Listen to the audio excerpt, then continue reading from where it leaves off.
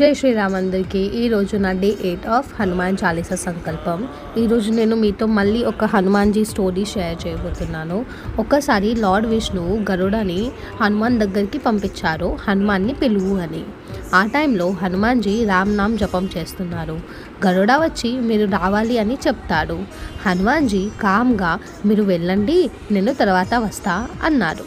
కానీ గరుడకి కొంచెం అహంకారం ఉండే, తనకి అందరికన్నా ఫాస్ట్గా ఎగురుతాడు అని అనుకుంటాడు. ఆయనే ఫుల్ స్పీడ్ తోటి వైకుంఠంకి వెళ్తాడు. కానీ అక్కడ చూస్తే హనుమాన్జీ ఆల్రెడీ అక్కడనే ఉన్నాడు, లార్డ్ విష్ణు పాదాల దగ్గర.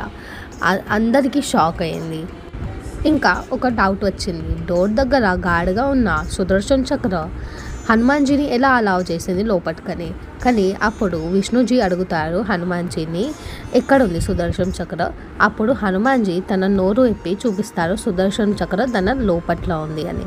అప్పుడు అర్థమైంది, గరుడకి తన వేగం మీద ఉన్న అహంకారం, సుదర్శన్ చక్రకి తన శక్తి మీద ఉన్న అహంకారం ఒకటే సమయంలో హనుమాన్జీ రెండు అహంకారంలు బ్రేక్ చేశారు. ఇది మన హనుమంతుడి మహిమ. జై శ్రీరామ్, జై హనుమాన్.